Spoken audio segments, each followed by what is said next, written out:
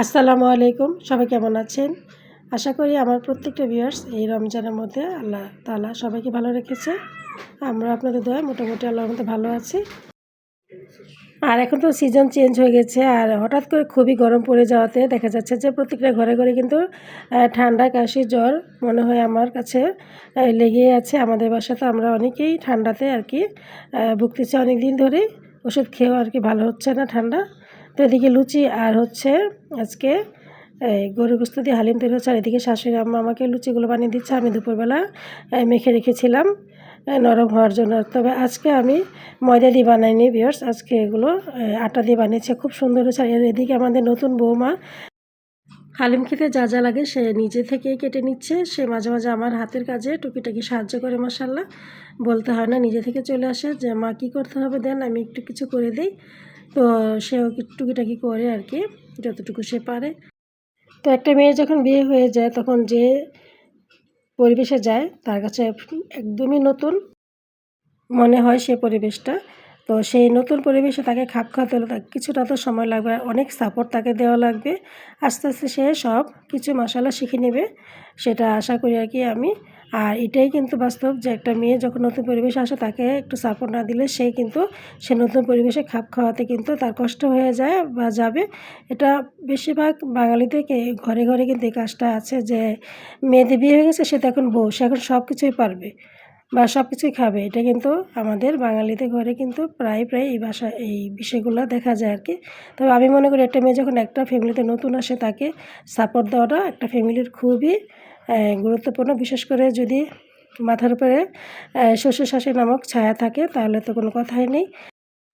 তো তার ভালো লাগা মন্দ লাগা তার কাছ থেকে জেনে নিয়ে তাকে সাপোর্ট দেওয়াটা আমি মনে করি যে একটা খুবই গুরুত্বপূর্ণ বিষয়। তো বাঙালিদের ঘরে ঘরে তো বউদের দোষের কোনো শেষ নেই। দেখা যায় যে তারা কিছু করলে কিন্তু অনেক দোষের মধ্যে পড়ে যায়। তো এটা আমি মনে করি সম্পূর্ণই ভুল। তাদেরকে শিখিয়ে পড়ে না নিলে অবশ্যই তাদের কাজে কর্মে সব কিছুতে দেখা যাবে যে তারা একটু ভুল পর্যায়ে চলে যাবে। যেজন্য যে পরিবেশে যায় তাকে সেই পরিবেশে একটু কিছুটা গুছিয়ে মানিয়ে নিয়ে চলতে হবে। তো যাকে দিয়ে রান্নাবাড়া করা হয়ে গিয়েছে, হালিম বাড়ার দায়িত্ব দিয়ে দিয়েছে আয়েশাকে। সে এখন বেড়ে নিচ্ছে ইফতারি খুব বেশি একটা তখন সময় নেই। আর যত কাজই গুছায় রাখি না কেন দেখা যায় যে ইফতারি একটা তাড়াহুড়া লেগেই যায়। তো এই তো এখন হালিমগুলো বেড়ে নিচ্ছে আয়েশা সিদ্দিকা। আর আমার আয়েশা আমার তো মাশাআল্লাহ মাঝে মাঝে আমাকে কাজে খুবই হেল্প করে। আপনারা অনেক ভিডিওতে কিন্তু এগুলো দেখে থাকেন।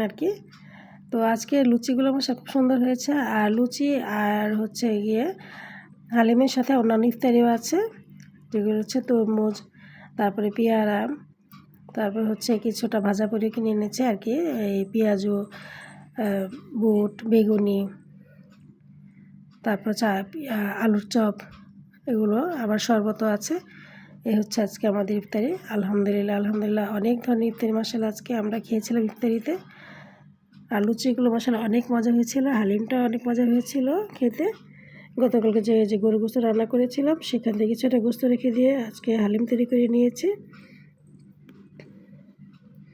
আসলে রমজান মাসে যেটাই রান্না করেন না কেন দেখবেন যে কোনোরকমভাবে রান্না করলে সেই খাবারটা অনেক মজা হয়ে যায়, আর মজাও লাগে মাশাআল্লাহ খেতে। সারাদিন রোজা রেখার পর ঘরোয়া তৈরি ইফতারি কিন্তু খেতে খুবই ভালো লাগে।